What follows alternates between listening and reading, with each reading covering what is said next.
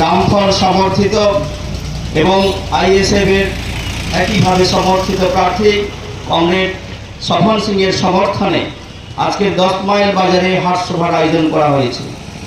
তাই সর্বস্তরের জনসাধারণের কাছে ভারতের কমিউনিস্ট পার্টি মার্ক্সবাদীর পক্ষ থেকে আবেদন, আপনারা আসুন, এই পথসভা থেকে সাফল্যমণ্ডিত করে তুলুন। আমরা এখনই আমাদের এই পথসভার কাজ শুরু করব। এই পথসভায় সভাপতিত্ব করার জন্য আমি নামখানা এরিয়া কমিটির অন্যতম সদস্য কমরেড নলিনী দাসের নাম প্রস্তাব করছি। আমি এই প্রস্তাব সর্বান্তকরণে সমর্থন করছি।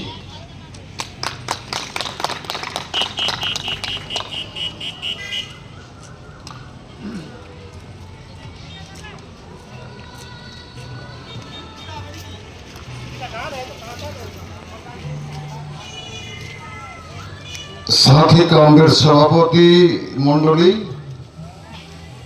উপস্থিত নেতৃত্ব, সর্বোপরি এই 10 মাইল বাজারের সমস্ত স্থায়ী অস্থায়ী দোকানদার বৃন্দ, ক্রেতা বিক্রেতা, এই পথচলতি সমস্ত গণদেবতা, উপস্থিত আমাদের সাংগঠনের সমস্ত নেতৃত্ববৃন্দ, সকলকে রক্তিম লাল সেলাম। বন্ধুগণ, আপনারা জানেন আসন্ন বিধানসভা নির্বাচনের বামপন্থীদের সমর্থন, আইএসএফের সমর্থন নিয়ে আমাদের বলিষ্ঠতম মাস্টারমশাই কমরেড স্বপন সিংহ সাগর বিধানসভা কেন্দ্রের প্রার্থী হয়েছে। তার সমর্থনে আজকে আমাদের এই পথসভা। এই পথসভায় বামপন্থীদের বিনম্র আবেদনে সকলের কাছে আমাদের আবেদন, আমরা বামপন্থী হিসেবে খেটে খাওয়া শ্রমিক গরিব মানুষের পক্ষের দল 34 বছর রাজত্ব করে এই পশ্চিমবাংলার রূপায়ণ করেছেন বিভিন্নভাবে। আপনারা জ্ঞাত আছেন, এক জটিলতম পরিস্থিতির মধ্য দিয়ে এবছরের এই বিধানসভা নির্বাচন এক কঠিন এবং কঠোর। সেই জায়গায় আমাদের বিপরীত দলগুলি তুচ্ছ তাচ্ছিল্যভাবে ব্যঙ্গোক্তি করে আজকে দেশের পশ্চিমবঙ্গের সমস্ত সর্বনাশ করেছে। এই সর্বনাশের ঘটনাগুলি ব্যাখ্যায় আমাদের সকলেই বলবেন, তাছাড়া বলার অপেক্ষা রাখে না। আপনারা সকলেই জানেন, তবু আমাদের আজকের এই পথসভা থেকে আপনাদের পুনরায় আপনাদের কর্ণগোচরে দেওয়ার ক্ষেত্রে নিশ্চিত আমরা বলব, সারা পশ্চিমবঙ্গের যে অবস্থা, এই 15 বছরে এই ঘাসফুলের সরকার দিদিমণি কীভাবে এই পশ্চিমবঙ্গটাকে শেষ করেছে, যা গানের মধ্য দিয়ে মিডিয়া, প্রেস মিডিয়া, সংবাদ মাধ্যমে সমস্ত আপনারা কর্ণগোচর আছেন। সেই সঙ্গে দিদিমণির সেটিং, এই দিদিমণির সেটিংয়ের কারবারে এবারে তারা সকলেই ততস্থ। বামপন্থীদের উত্থান সর্বত্রই লালে লাল। তাই বামপন্থীদের উত্থানকে স্তব্ধ করার ক্ষেত্রে গোপন ষড়যন্ত্র, তাদের বোঝাপড়ার মধ্য দিয়েই আজকের এই বিধানসভা নির্বাচনটা শুরু হয়েছে। তবু আজকের এই প্রতিক্রিয়াশীল, আজকের এই চক্রকে এবং এই দুর্নীতিবাজ সরকারকে উৎখাত করার লক্ষ্যে মানুষই করতে পারে। তাই এই 26শে বিধানসভা নির্বাচনের আমাদের স্লোগান, আমাদের কথাবার্তা যা হবে, আপনাদের কাছে আপনারা এই গণদেবতা বিচার বিশ্লেষণ করে প্রার্থী নির্বাচনের ক্ষেত্রে আপনারা ভোট প্রয়োগ করবেন। সেই ক্ষেত্রে আজকের এই সভায় প্রথমে বক্তব্য রাখবেন আমাদের নামখানা ব্লকের বলিষ্ঠ নেতৃত্ব এবং আমাদের কৃষক সেবার সম্মানীয় কংগ্রেস সম্পাদক প্রবীর পাল, উনি বক্তব্য রাখছেন।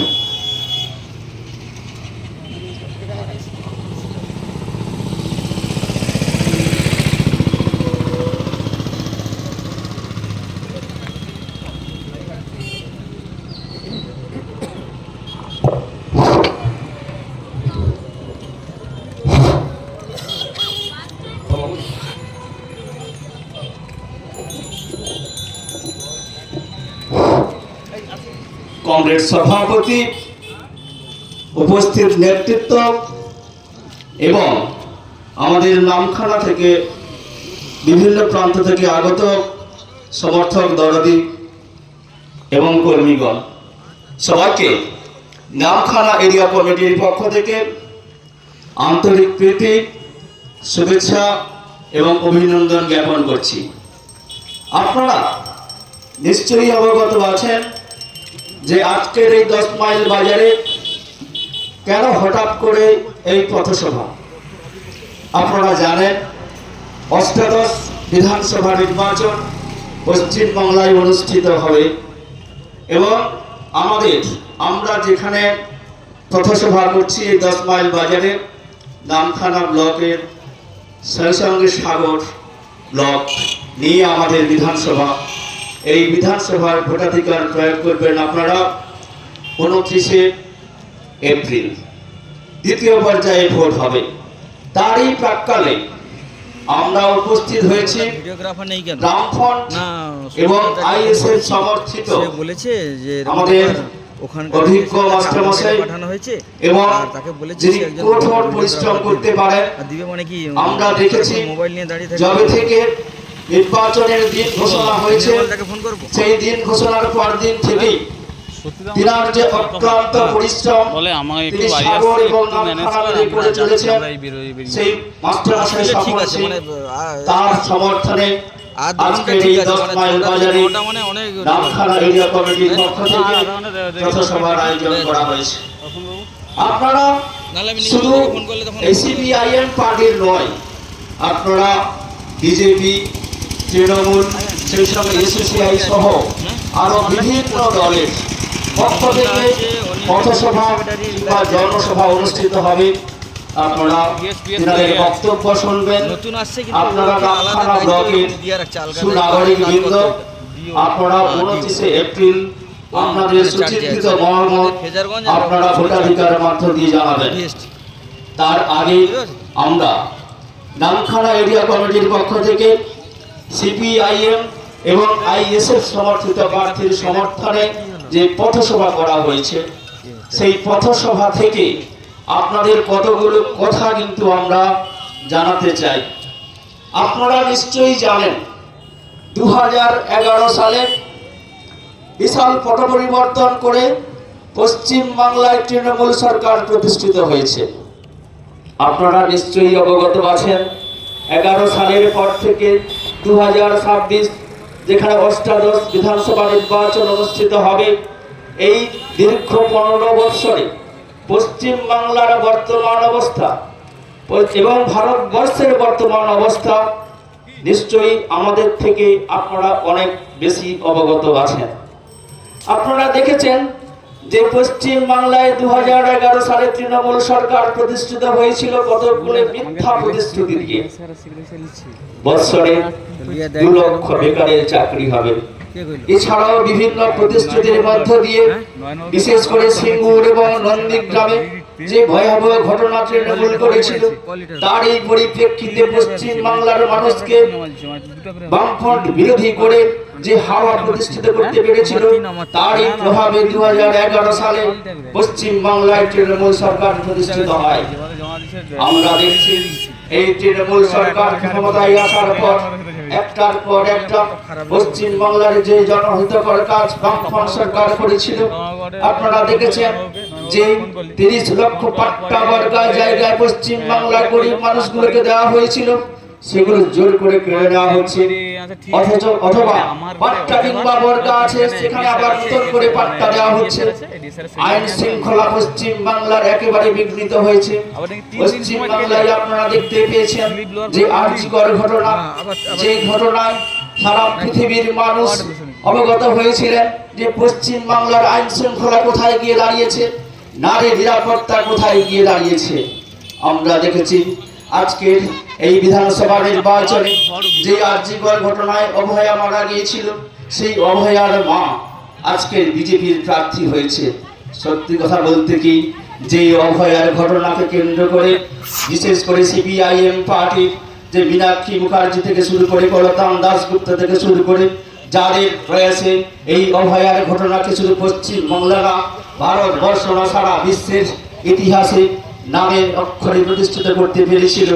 আজকের সেই অভয়ার মা বিজেপির প্রার্থী হয়েছে, হতে পারে যে যার একটা ব্যক্তিগত স্বাধীনতা আছে গণতান্ত্রিক ব্যবস্থাতে, কিন্তু যদি সেদিন মীনাক্ষী মুখার্জি থেকে শুরু করে পলাতন দাশগুপ্ত থেকে শুরু করে এরা যদি সেই মৃতদেহটাকে যদি গাড়ি আটকাতে না পারত, তাহলে কিন্তু আজকের পশ্চিমবাংলা কেন পৃথিবীর মানুষ জানতে পারত না যে বাহ্যিকরে ঘটনা কি ঘটেছিল।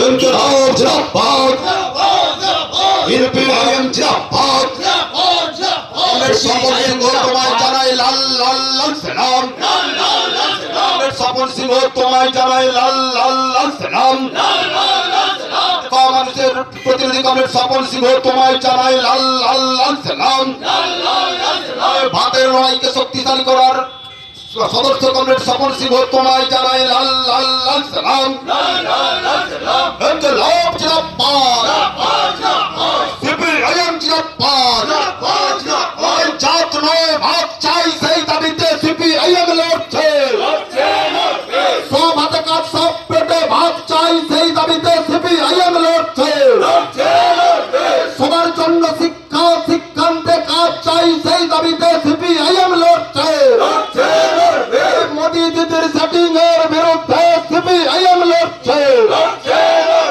বাংলার বুকে ধর্মের নামে রাজনীতির বিরুদ্ধে সিপিআইএম লড়ছে, মন্দির মসজিদের রাজনীতি স্তব্ধ করতে সিপিআইএম লড়ছে, প্রতি বছর টেটেসিসির দাবিতে সিপিআইএম লড়ছে, শিল্পায়ন কর্মসংস্থানের দাবিতে সিপিআইএম লড়ছে, বাংলার বুকে ধর্ষণ ভাতা চালু করার বিরুদ্ধে সিপিআইএম লড়ছে, ইনকিলাব জিন্দাবাদ। হ্যাঁ, যেটা বলছিলাম এবং আপনারা যেটা বলেছিলাম যে সিপিআইএম এবং আইএসএফ সমর্থিত আমাদের কংগ্রেস স্বপন সিংহ, যিনি শিক্ষক এবং কঠোর পরিশ্রম করতে পারেন এবং তিনার অদম্য উৎসাহ এবং উদ্দীপনা এবং পরিশ্রম আগামী দিনে আমাদের পাথেয় হবে, এটা আমরা নামখানা এরিয়া কমিটির পক্ষ থেকে বলছি। কারণ যেদিন থেকে নির্বাচনের দিন ঘোষণা হয়েছে তারপরের দিন থেকেই কংগ্রেস স্বপন সিংহ তিনি আমাদের সঙ্গে সাগর এবং নামখানা দু জায়গায় প্রোগ্রাম করে চলেছেন। হয়তো আপনারা ভাবছেন যে ওরা গুটি কয়েক মানুষ, ওরা প্রোগ্রাম করছে, মিছিল করছে, মহাসভা করছে, কিন্তু এটাও ইতিহাস আছে। রাজা রামমোহন রায় যখন সতীদাহ প্রথা উচ্ছেদ করেছিলেন তার আগে তিনার পক্ষে কতজন ছিলেন? পক্ষে ছিল অল্প সংখ্যক লোক, বিপক্ষে ছিলেন এরকম আজকের সমাজে যারা আছেন সেরকম প্রভাব প্রতিপত্তি সম্পন্ন মানুষ যারা সতীদাহ প্রথাটাকে উচ্ছেদের বিরুদ্ধে ছিলেন। আমরাও চাইছি, আমরা বিগত দিনে যা স্লোগান দিয়ে এসেছি আজকেরও স্লোগান দেব, আগামী দিনেও স্লোগান দিয়ে থাকবো যে গরিব মানুষদের স্বার্থে পশ্চিম বাংলা না, ভারতবর্ষ না, সারা বিশ্বের কমিউনিস্ট পার্টি আন্দোলনে থাকবে। আমরাও আছি, কংগ্রেস স্বপন সিংহ লাল লাল লাল ফেলা। যেটা বলছিলাম যে পশ্চিম বাংলায় 2011 সালে তৃণমূল সরকার প্রতিষ্ঠিত হওয়ার পর থেকে পশ্চিম বাংলার একটা একটা করে যে দীর্ঘ 34 বছরের যে সমস্ত ভারত দীর্ঘ 34 বছরে বামফ্রন্টের যে গড়ে তোলা, বিশেষ করে এসএসসি পরীক্ষা, টেট পরীক্ষা, এগুলো ধীরে ধীরে তুলে দেওয়া হয়েছে। শিক্ষক নিয়োগের দুর্নীতি আপনারা দেখেছেন, 26,000 শিক্ষক বাতিল হয়েছে, শিক্ষক নিয়োগ আর হয়নি। একটা একটা স্কুলে যেখানে দরকার 40 থেকে 45 জন শিক্ষক, সেখানে মাত্র 4 থেকে 5 জন স্থায়ী শিক্ষক আছে, বাকি সমস্ত অস্থায়ী শিক্ষক দিয়ে স্কুলগুলো পরিচালিত হচ্ছে। একইভাবে কলেজগুলোতেও ঢুকছে, সেখানে স্থায়ী শিক্ষক নেই, স্থায়ী অধ্যাপক নেই, অস্থায়ী অধ্যাপক দিয়ে আজকের কলেজগুলোকে পরিচালিত করা হচ্ছে। একইভাবে স্বাস্থ্য ব্যবস্থাও ভেঙে পড়েছে পশ্চিম বাংলায়। স্বাস্থ্য ব্যবস্থা আপনি দেখেছেন, সুপার স্পেশালিটি হসপিটাল, সেখানে স্থায়ী ডাক্তার নেই, অস্থায়ী ডাক্তার দিয়ে হসপিটাল পরিচালিত হচ্ছে। আজকের পশ্চিমবাংলা একটা অরাজকতায় পর্যবেসিত হয়েছে। পশ্চিমবাংলার মানুষ নিশ্চয়ই আপনারা সুচিন্তিত মতামত আপনারা 29 তারিখ প্রয়োগ করবেন ভোটাধিকারের মাধ্যমে। আমরা বলতে চাই যে আমরা সপ্তম বামফ্রন্ট সরকার হয়েছিল, কিন্তু অষ্টম বামফ্রন্ট সরকারের ক্ষেত্রে আমরা পরাজিত হয়েছিলাম। আমরা 2026 সালে অষ্টাদশ বিধানসভা নির্বাচনে যদি আমরা পশ্চিম বাংলায় ক্ষমতায় আসি, আমাদের পার্টির ইস্তেহারে বলা আছে আমরা প্রত্যেক বছর এসএসসি পরীক্ষার মধ্য দিয়ে স্থায়ী শিক্ষক নিয়োগের ব্যবস্থা আমরা করব, এবং ইস্তেহারে বলা আছে যে প্রত্যেকটা পরিবার যাতে স্থায়ী কাজ পায় তার ব্যবস্থা আমরা অবশ্যই করব। আমাদের পাশে বসে আছেন আমাদের মনোনীত প্রার্থী কংগ্রেস স্বপন সিং, তিনি বিভিন্ন জায়গায় প্রচারের মাধ্যমে বলে আসছেন যে আমাকে আপনারা বিধানসভায় পাঠান, আমরা বিধানসভাতে গিয়ে গরিব মানুষদের স্বার্থে আমরা কথা বলবো। যে গরিব মানুষগুলো আজকে তাদের ছেলে মেয়েদের পড়াশোনা করিয়ে একটা কাজের জন্য অন্যায় হচ্ছে, বিদেশে যাচ্ছে কিংবা পশ্চিম বাংলার বাইরে পরিযায়ী শ্রমিক হিসেবে যাচ্ছে, আমরা বিধানসভায় গেলে আপনাদের হয়ে কথাবার্তা বলবো। দীর্ঘদিন ধরে বার্ধক্য ভাতা বিধবা ভাতা নতুন করে চালু হয়নি, আমরা বিধানসভায় গেলে আমরা বার্ধক্য ভাতার ব্যবস্থা অবশ্যই করব, এবং প্রতি মাসে যাতে ৬,০০০ টাকা করে ভাতা পায় তার ব্যবস্থা আমরা করব। বিশেষ করে নামখানা এবং সাগর এই দু জায়গায় নদী বাঁধে মাটি দীর্ঘদিন পড়েনি, নদী বাঁধে মাটি দেওয়ার ব্যবস্থা অবশ্যই আমরা করব। সেই সঙ্গে পরিযায়ী শ্রমিকরা যাতে মাসে ২১,০০০ টাকা বেতন পেতে পারে তার ব্যবস্থা অবশ্যই আমরা করব। এই ইস্তেহার পার্টি আমরা শুধু স্বপন সিং প্রার্থী বলে নয়, বা আমরা কমিউনিস্ট পার্টির লিডার হিসেবে বলছি না, আমরা বিধানসভায় গেলে বিশেষ করে 34 বছর পশ্চিম বাংলায় বামফ্রন্ট সরকার পরিচালিত হওয়ার সময় যে কাজগুলি হয়েছিল, একইভাবে অষ্টম বামফ্রন্ট সরকার প্রতিষ্ঠিত হলে আমরা সেই যে ইস্তেহারগুলো দেওয়া আছে সেই ইস্তেহারে যাতে কাজকর্মগুলো প্রতিশ্রুতি পূরণ করা যায় তার ব্যবস্থা অবশ্যই আমরা করব। বিশেষ করে কৃষক, ভারতবর্ষ কেন পশ্চিম বাংলার 80% মানুষ কৃষিকাজের উপর নির্ভরশীল। এই কৃষকরা যাতে তাদের ন্যূনতম ফসলের দাম পেতে পারে তার ব্যবস্থা অবশ্যই আমরা করব। প্রত্যেকটা ব্লকে যাতে একটা করে কিষাণ মন্ডি হয় তার ব্যবস্থা অবশ্যই বিধানসভায় গেলে আমরা করব। কংগ্রেস সুনীল জানা বলেছিলেন যে বিধানসভায় গিয়ে সেখানে আলোচনা হবে না যে তুলসী গাছে কেন কুকুরে পেচ্ছাপ করছে, কিন্তু আমরা বিধানসভায় গেলে সেখানে আলোচনা হবে গরিব মানুষের ছেলে মেয়েরা পড়াশোনা করে যাতে তারা একটা স্থায়ী কাজ পায় তার ব্যবস্থা নিশ্চয়ই আমরা করব। কৃষক যাতে তাদের ফসল বিক্রি করতে পারে ন্যায্য মূল্যে সেই ব্যবস্থা অবশ্যই আমরা করব। নদী বাঁধে মাটি ফেলা থেকে শুরু করে প্রত্যেক বছর এসএসসি পরীক্ষা এবং টেট পরীক্ষার মধ্য দিয়ে যাতে টোটালি পশ্চিম বাংলা শিক্ষিত বেকার যুবকরা কাজ পেতে পারে তার ব্যবস্থা অবশ্যই করব। সিঙ্গুর এবং যে নন্দীগ্রামকে কেন্দ্র করে পশ্চিম বাংলার বিশাল পট পরিবর্তন হয়েছিল, শিল্প যাতে পশ্চিম বাংলায় গড়ে ওঠে তার ব্যবস্থা অবশ্যই আমরা করব। তাই বন্ধুগণ, পশ্চিম বাংলার বিশেষ করে আজকের এই 10 মাইলে বাজারে যারা উপস্থিত আছেন, আমি ভারতের কমিউনিস্ট পার্টি মার্ক্সবাদীর পক্ষ থেকে সবিনয়ে আবেদন করব। আপনারা দেখেছেন 2011 সালে পট পরিবর্তন, 2026-এ আবার বিশেষ করে আমরা দেখছি পশ্চিম বাংলার বিভিন্ন প্রান্তে কমিউনিস্টদের প্রত্যাবর্তন হতে চলেছে। এটা নিশ্চয়ই আপনারা টিভি থেকে শুরু করে বিভিন্ন প্রচার মাধ্যম দিয়ে শুনেছেন। তাই 10 মাইলের বাজারে স্থায়ী দোকানদারবৃন্দ এবং যারা পথ চলতি মানুষজন সবাইকে ভারতের কমিউনিস্ট পার্টি মার্ক্সবাদীর পক্ষ থেকে সবিনয়ে আবেদন করব, আপনারা 29 এপ্রিল আপনাদের সুচিন্তিত ভোটাধিকার প্রয়োগের মধ্য দিয়ে আমাদের যিনি প্রার্থী মনোনীত হয়েছেন, শুধু ভারতের কমিউনিস্ট পার্টি মার্ক্সবাদী নয়, আইএসএফ সমর্থিত সেই স্বপন সিংহ, তিনাকে বিপুল ভোটে নির্বাচিত করে আপনারা বিধানসভাতে পাঠাবেন এবং গরিব মানুষদের স্বার্থে তিনি যাতে কথা বলতে পারেন তিনি যাতে প্রচারে বলেছেন যে আপনারা আমাদের সঙ্গে থাকুন, আমরাও আপনাদের সঙ্গে থাকব। তাই সুচিন্তিত মতামত আপনারা 29 তারিখ ব্যালটের মাধ্যমে জানাবেন এবং 8ম বামফ্রন্ট সরকার যাতে প্রতিষ্ঠিত হয় এবং পশ্চিম বাংলায় যাতে আবার বামপন্থীদের প্রত্যাবর্তন ঘটে, সেই আশা সেই আকাঙ্ক্ষা রেখে সবাইকে আরেকবার সংগ্রামী অভিনন্দন জানিয়ে আমি আমার বক্তব্য শেষ করছি।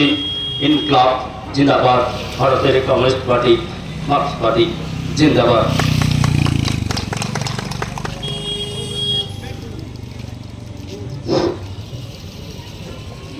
অভিনন্দন কমরেড কবির পাল বক্তব্য রেখেছে আমাদের কাছে। তো বন্ধুগণ, আবার আপনাদের কাছে পুনরায় বলি, নেই তো বাজনা, ফুলের ছড়াছড়ি মালা, বিরিয়ানির প্যাকেট, মিষ্টির প্যাকেট, জৌলস, অনেক গাড়ি অনেক গাড়ি অনেক গাড়ি, গরিব মানুষের শোষণ করার টাকায় এত জৌলস সভা।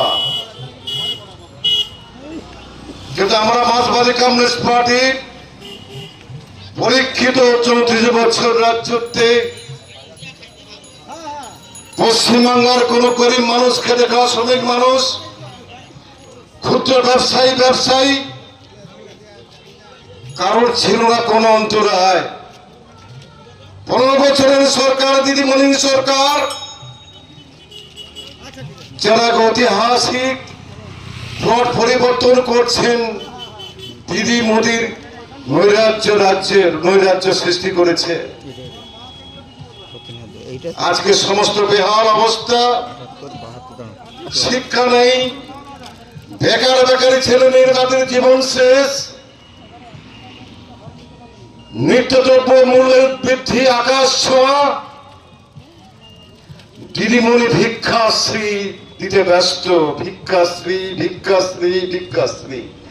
হয়তো সাময়িক মায়েরা বোনেরা সাময়িক উপকৃত হচ্ছে, কিন্তু চিন্তা করেছেন কোথায় গিয়ে পৌঁছেছি আজকে পশ্চিম বাংলার মানুষ। তাই তো সমস্ত পশ্চিম বাংলায় সর্বত্রই লাল ফেরাতে, আবার সকলের চেষ্টা লাল ফেরাতে হবে। তাই তো আমাদের এই জৌলস নেই। আজকে আমাদের সম্মানীয় কমরেড, আজকে প্রার্থী স্বপন সিংহ সাধারণ মেটে এসে আমাদের কাছে বসে আছে। কোন জৌলস স্টেজ, সেখানে মানুষরা পিছে দাঁড়িয়ে শুনবে না। কমিউনিস্ট পার্টি সাধারণ খেটে খাওয়া শ্রমিক, কৃষক, সকলের আমাদের একজন, তিনি আমাদের প্রতিনিধি হয়ে আমাদের কথা বলবেন। তাই তো আমাদের পাশে বসে এই সভাগুলো করেন, বক্তব্যগুলো রাখেন। আর যারা এগুলো করছেন আমার আপনার টাকায়, সকলের ট্যাক্সের টাকায়, তাদের জৌলুসবাদী বাজনা, খাওয়া দাওয়ার জৌলুস, অনেক কিছু। তো আজকের এই আসন্ন বিধানসভা নির্বাচনের ক্ষেত্রে আইএসএফ ও বামপন্থীদের জোটের আমাদের গর্বের প্রার্থী শিক্ষক মাস্টারমশাই, যিনি সাগরদ্বীপে এক সকলের আবার বৃদ্ধ বনিতার কাছের মানুষ, যাকে সকলেই চেনেন। সেখানে মানুষের উত্তাল পরিবেশ, জাতপাতের লড়াই নয়, আমরা মুসলিম, খ্রিস্টান, বৌদ্ধ, জৈন সকলের মিলেমিশে আজকে আমাদের এই পশ্চিম বাংলার সেই জাতপাতহীন আমাদের প্রার্থী আমাদের স্বপন সিংহ এসে বসেছেন। তার সমর্থনে আজকের এই সভায় বক্তব্য রেখেছেন আমাদের এরিয়া কমিটির বরিষ্ঠ কমরেড কবির পাল। এবারে বক্তব্য রাখবেন জুলাই কমিটির পক্ষ থেকে আমাদের নারায়ণ চন্দ্র দাস বক্তব্য রাখবেন।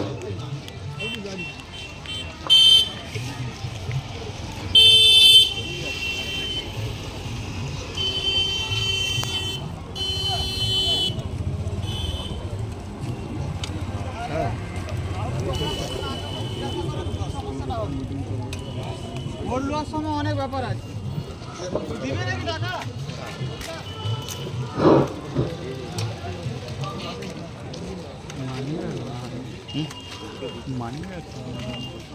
আজকে হাটসভার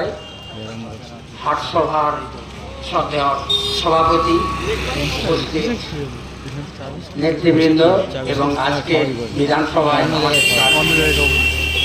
আজকের বাজারে ক্রেতা বিক্রেতা দোকানদার যারা আমাদের কথাগুলো শুনছেন তাদের সবাইকে আমরা মার্ক্সবাদী কমিউনিস্ট পার্টির পক্ষ থেকে অভিনন্দন জানাচ্ছি। এবং আমি সামান্য আমাদের বক্তারা বলবেন, আমি সামান্য দু চার কথা বলতে চাইছি। সে দু চার কথা বলার মধ্যে আমি সেটা বলতে চাইছি, বিধানসভা নির্বাচন, লোকসভা নির্বাচন, এই যে নির্বাচনগুলো হয়, নির্বাচনগুলোতে আমরা প্রার্থী দিই। আরে রাজনৈতিক দলের কাছে আমরা কি আশা করব? তারা কি করতে চেয়েছিল, কি করতে পারেনি, বা আমাদের জন্য তারা কি করবে? আমরা দেখছি দুটো রাজনৈতিক দল আকাশ বাতাস মাতিয়ে ফেলছে। তারা শুধু ধর্ম আর চিৎকার চেঁচামেচি করে। তাদের দুটোই দক্ষিণপন্থী দল যারা গরিব মানুষের বিরুদ্ধে। 2011 সালে এই দুটো দল একত্র মিলিত হয়ে আরো কিছু বাম, অতি ডান, তারা মিলিত হয়ে সমস্ত ভুল বুঝিয়ে পশ্চিমবাংলার ক্ষমতা থেকে বামফ্রন্টকে সরিয়ে দিয়েছিল। ঠিক আছে, আমাদের লোকেরা মেনে নিয়েছিল, জনগণের রায় জনগণ দিয়েছে। কিন্তু প্রশ্ন শুধু আমাদের একটাই, পশ্চিমবাংলা যে শ্মশান হলো কেন? পশ্চিমবাংলা 50 বছর পিছিয়ে গেল কেন? তার জন্য কারা দায়ী? কারা দায়ী তার জন্য? কেন আপনারা শিল্প করতে পারলেন না? কেন বছরের পর বছর ধরে যে চাকরি বেকার ছেলে মেয়েরা পেত সেগুলো কেন আজ বন্ধ হয়ে গেল? কেন স্কুলগুলো বন্ধ হয়ে যাচ্ছে? কেন মাধ্যমিক পরীক্ষার্থী কমে যাচ্ছে? কারণ কি? যখন বামফ্রন্ট সরকার এসেছিল তখন ছেলে মেয়েদের জন্য এসএসকে তৈরি করতে হয়েছিল, প্রাইমারি স্কুলে জায়গা পায়নি। আজকে কি এমন হলো যে এগুলোর এই অবস্থা? যেসব খাস জমি দিয়ে গিয়েছিল বামফ্রন্ট সরকার গায়ের জোরে সেগুলোকে তোমরা দখল করে নিয়েছ। সেই পুরনো জমিদার জোরদারদের ফিরিয়ে দিয়েছ। আজ আবার সময় এসেছে, তারা আবার লাল ঝান্ডার জোরে সমবেত হয়ে তারা উদ্ধার করতে চেষ্টা করেছে। কিন্তু কেন এটা হবে? কেন? আপনারা ক্ষমতায় এলেন, খুব ভালো কথা। আর আজকে আপনারা বলছেন, এই বিজেপি দল আপনারা বলছেন পশ্চিমবাংলার শিল্প নেই। কারানন্দিত যাবে দাঁড়িয়ে চিৎকার করে বলেছিল মাওবাদীদের দিয়ে। তারা আজও পর্যন্ত বলতে পারবেন একজন যে একটা বাড়ির ছেলে মেয়েকে পাখিয়ে মেরে ফেলে দেওয়া হয়েছিল বঙ্গোপসাগরে? মিথ্যাবাদীর দল এই রাজ্যের সিংরা দাঁড়িয়ে দেখে ভেঙে বলেছিল, চিৎকার করেছিল এই সিঙ্গুরে সেদিন। আজকের দিনে জাতীয় সড়ক আটকালে আপনারা চিৎকার করছেন। সেদিন যখন জাতীয় সড়ক আটকে আপনারা ওখানে মেকি ভাঙতালি আন্দোলন করেছিলেন সিঙ্গুরকে ধ্বংস করার জন্য, সেদিন আপনার মনে ছিল না? সেদিন আপনাদের নৈতিকতা ছিল না? আপনারা চিৎকার করে বলছেন আমরা গরিবের জন্য সব করে দেবো। আমি প্রশ্ন করি, যারা প্রতি মুহূর্তে ভারতবর্ষের গতিতে থেকে কেন্দ্রীয় সরকার যে প্রতি মুহূর্তে শ্রমিক বিরোধী, কৃষক বিরোধী নীতি তৈরি করছে, তারা বলছে আমরা শ্রমিককে কাজ দেবো, কৃষকের উপকার করব।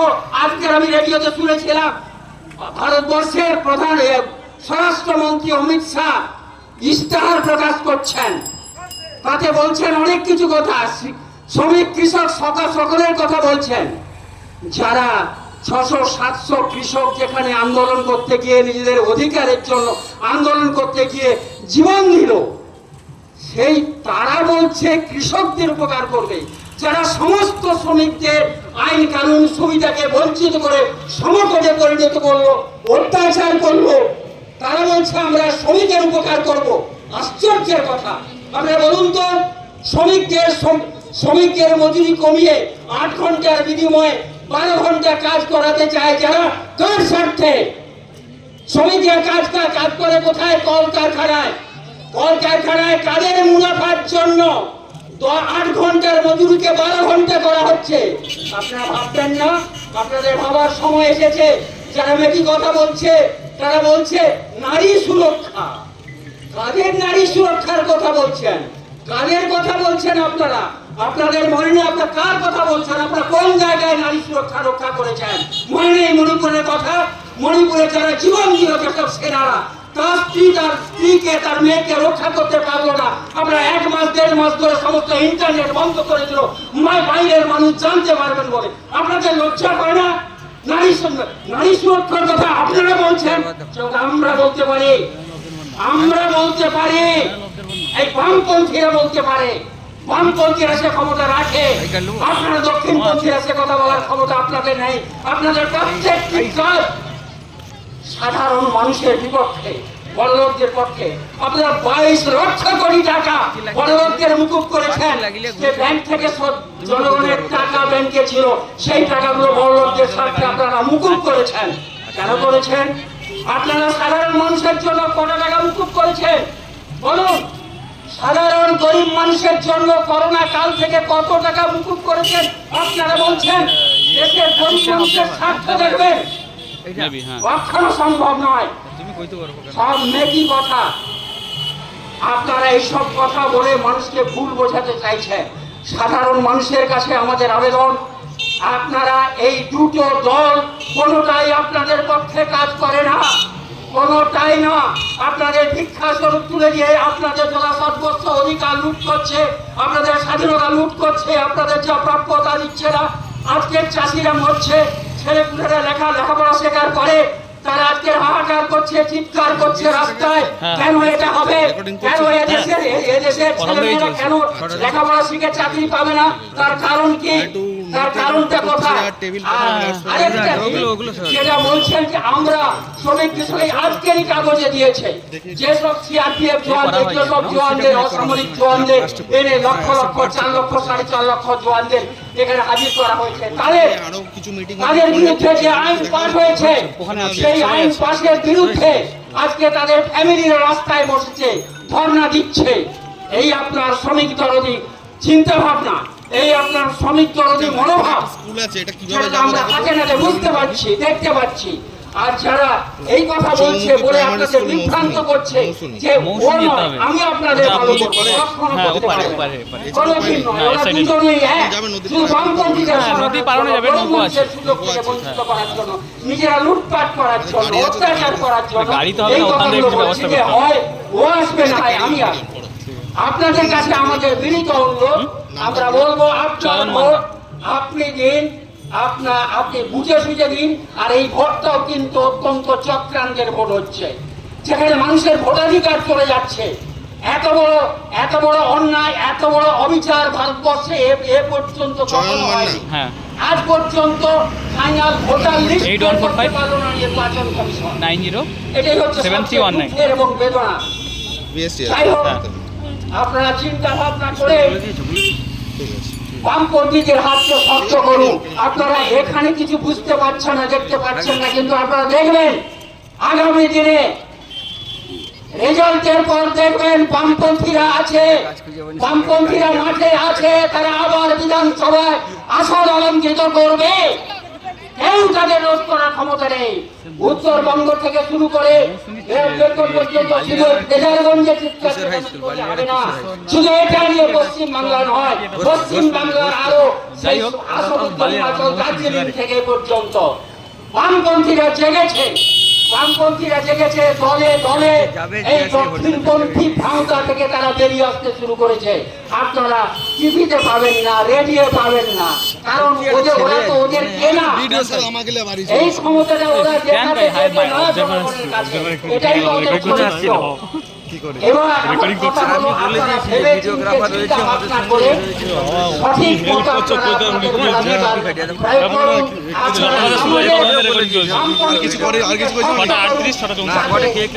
আমরা শক্তিশালী হতে চাই। আমি আমার বক্তব্য ফোন করছি। ধন্যবাদ। 12 জুলাই কমিটির পক্ষ থেকে বক্তব্য রাখলেন কমরেড নারায়ণ দাস। তো রক্ষা করার ক্ষেত্রে গণতন্ত্র বিপন্ন সমস্ত ইয়াং জেনারেশন যারা আছে তারা বিপন্ন হতাশাগ্রস্ত। দিদিমণি আবার প্রচার করছেন যুবশ্রী নিয়ে থাকতে হবে। আজকে আবার সেই দীর্ঘদিনের পরেই মানুষ জেগেছে, সারা পশ্চিম বাংলায় লাল ফিরছে। তাই তো বন্ধুগণ, আপনাদের কাছে আমাদের বিনম্র আবেদন, আমাদের বামপন্থীদের বক্তব্য একটু সুস্পষ্ট, যেগুলো বলতে চাই একদম স্পষ্টভাবে। গণতন্ত্র রক্ষার ক্ষেত্রে, দেশ বাঁচানোর ক্ষেত্রে, বাড়ি বাড়ি স্থায়ী চাকরি দেওয়ার ক্ষেত্রে আমরা বদ্ধপরিকর। তাই বামপন্থীদের ইস্তাহারের প্রকাশ আপনারা দেখেছেন। তাই আমাদের এই নির্বাচনী পথসভায় স্বপন সিংহকে জিতিয়ে আবার বিধানসভায় নিয়ে গরিব মানুষের পক্ষের কথা বলার জন্যই আবেদন। এই আবেদনের পথসভায় বক্তব্য রাখছেন আমাদের এই নির্বাচনী কমিটির কনভেনার শতদল মণ্ডল বক্তব্য রাখছেন।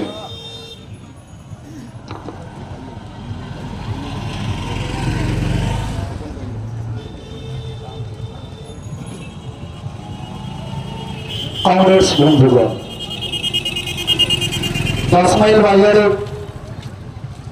উপস্থিত শুক্রবারের এই বাজারের সমস্ত ক্রেতা বিক্রেতা, তৎসঙ্গে এই এলাকার সাধারণ মানুষজন, মঞ্চে উপবিষ্ট কমরেড নেতৃত্ব, প্রার্থী সহ সাথী কমরেডস, প্রত্যেককে সংগ্রামী অভিনন্দন, লাল সেলাম জ্ঞাপন করে আজকের এই পথসভায় আসন্ন অষ্টাদশ বিধানসভা নির্বাচনের প্রাককালে আমাদের নির্ধারিত যে কর্মসূচি, তারই কর্মসূচির অঙ্গ হিসেবে আজকের এই পথসভা। এই পথসভায় দু চার কথা বলার জন্য আমাকে আহ্বান করা হয়েছে। সেই জায়গা থেকে আমি আপনাদের সবিনয়ের সঙ্গে বলতে চাই। একদম শুরুতে আপনারা প্রত্যেকেই অবগত আছেন, সালটা 2003 সাল, 15ই সেপ্টেম্বর দিল্লিতে একটা সুন্দর করে RSS এর অনুষ্ঠান সূচি আয়োজিত হয়েছে। আয়োজিত হয়েছে তৎকালীন পশ্চিম বাংলা থেকে রাজনৈতিক নেত্রী হিসেবে মমতা ব্যানার্জি। এই সভায় উপস্থিত তৎকালীন RSS এর প্রধান মোহন ভাগবত